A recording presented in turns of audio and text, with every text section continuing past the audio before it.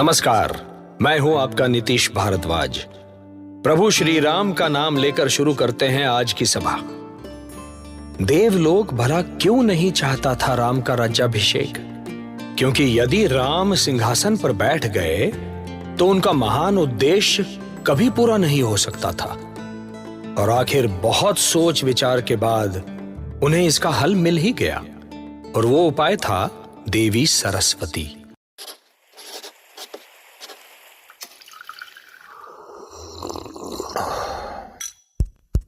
Fever Stories।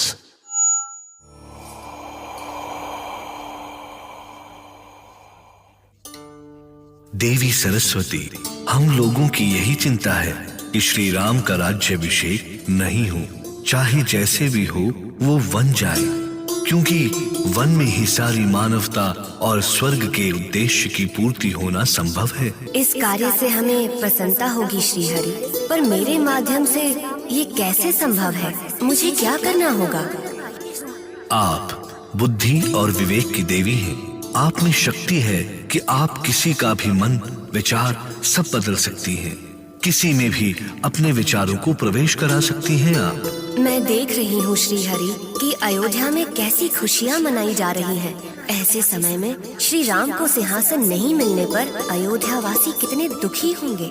देवी सरस्वती, जब संकट पूरी सृष्टि पर हो तो अयोध्या वासी और राजमहल की प्रसन्नता की बलि आपको देनी ही होगी। तो ठीक है देव, आप निश्चिंत रहें। अब कुछ भी हो, महाराज दशरथ की कामना पूरी नहीं हो सकेगी। धन्य है देवी सरस्वती, आप धन्य हैं। ये सृष्टि आपका ये उपकार कभी नहीं भूलेगी। तथास्तु। अपना वचन पूरा करने के लिए सरस्वती को अयोध्या जाना पड़ा। अयोध्या में उनका एक ही लक्ष्य था, महारानी कैकेयी की मुंह लगी दासी मंथरा, जिसे वो अपने विवाह के समय ही अपने मायके से लाई थी।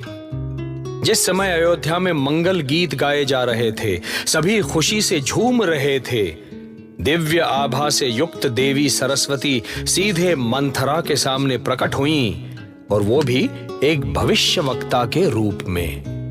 भला मंथरा कैसे जान पाती कि क्या था उनके मन में? अरे बहन, ये अयोध्या में क्या होने वाला है कि जो लोग इतनी प्रसन्नता से नाच गा रहे हैं? अयोध्या में नहीं आई है क्या तू? वैसे है कौन तू? कहाँ से आई है? मुझे नहीं पहचाना? नहीं तो। त्रिकालदर्शी, दिव्य लोचना, मैं भविष्यवक्ता हूँ और तुझे ये बताने आई हूँ कि ये जो अयोध्या में खुशियाँ देख रही है वो सब क्षणिक है। सब कुछ नष्ट होने वाला है। पल भर में भस्म हो जाने वाली है ये सारी खुशियाँ।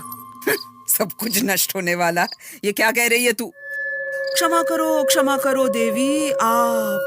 आप तो त्रिकालदर्शी हैं। आपको तो सब कुछ दिखता है।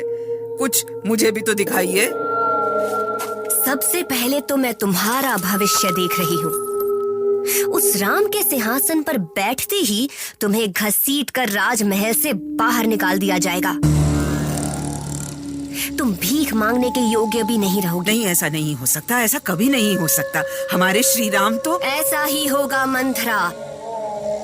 मंथरा? मेरा नाम कैसे जानती है तू? मैं सब कुछ जानती हूँ। मगर मैं कैसे मान लूं कि जो कुछ आप कह रही हैं वो सब सच है?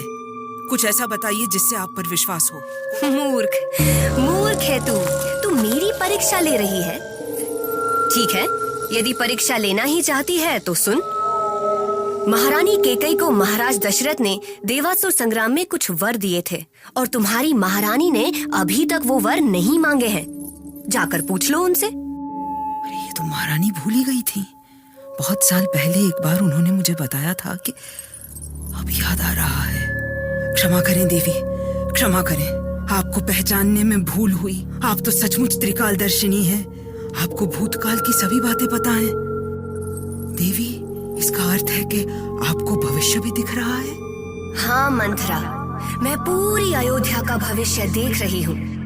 श्री राम और कौशल्या का सम्मान देख रही हूँ और देख रही हूँ कैकेयी का घोर अपमान। मुझे साफ दिखाई दे रहा है कि भरत अयोध्या का राजमहल छोड़कर जा रहा है। कैकेयी आंसू बहा रही है। बचाना है तो बचा लो मंथरा, बचा लो उन्हें। इनसे प्रिय तुम्हारा और कौन हो सकता है? जाओ जाओ, बचा लो उन्हें मंथरा, जाओ। जो भी प्रपंच कर सकती हो करो, क्योंकि अगर तुम आज चूकी तो तुम्हारे पास पछताने के लिए भी समय नहीं होगा। मंथरा अपने जीते जी कैकेयी का बाल भी बांका नहीं होने देगी। ये अनर्थ कभी नहीं होने देगी, चाहे उसे अपने प्राणों की बलि ही क्यों न चढ़ानी पड़े। कैकेयी की मुंह लगी वो दासी कुबड़ी तो थी ही, पर कूटनीति में उसकी बराबरी का कोई नहीं था। कैकेयी भी उस समय राम के युवराज बनने की खुशी में हिंडोले पर झूल रही थी। झूठ बोलूं तो पाप लागे रानी, पर कहीं राम का राज्य अभिषेक तुम्हारे लिए राज्य से निकास का रास्ता न बन जाए, यही चिंता है मुझे। कितनी छोटी सोच है तुम्हारी। अरे राम मेरा बेटा है, बेटा। ऐसा मीठा भ्रम मत पालो रानी। तुम्हारा बेटा भरत है, भरत। राम कौशल्या का बेटा है। वो अपने बेटे के सिर पर राजमुकुट रखने जा रही हैं। देख लेना तुम, महाराज तुम्हारे महल में झांकने तक नहीं आएंगे।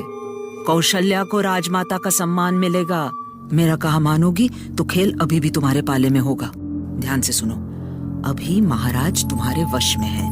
वो तुम्हारी बात कभी नहीं टाल सकते, है ना? महाराज तुम्हें मनाने अवश्य आएंगे। वो गिड़गिड़ाएंगे तुम्हारे सामने, अपना माथा रगड़ेंगे तुम्हारे चरणों पर। जान लो, मंत्रा का मंत्र कभी खाली नहीं जा। पर मंत्रा, यदि वो मनाने आ भी गए तो क्या कहूंगी उनसे? बस दो बातें।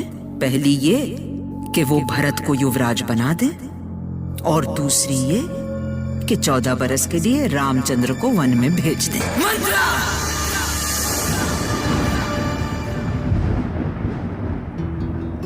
आखिर क्या सोच रही थी कैकेयी?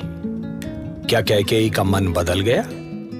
उन्हें अपना वही राम याद आ गया जिसे कौशल्या भी कहती थी कि तू मेरा नहीं कैकेयी का बेटा है। क्या राम के लिए उसकी ममता फिर जग गई? और क्या मंथरा उसे अपने हाथ से जाने देगी? ये जानेंगे हम रामायण की अगली कड़ी में। अब मुझे यानी नीतीश भारद्वाज को दीजिए आज्ञा।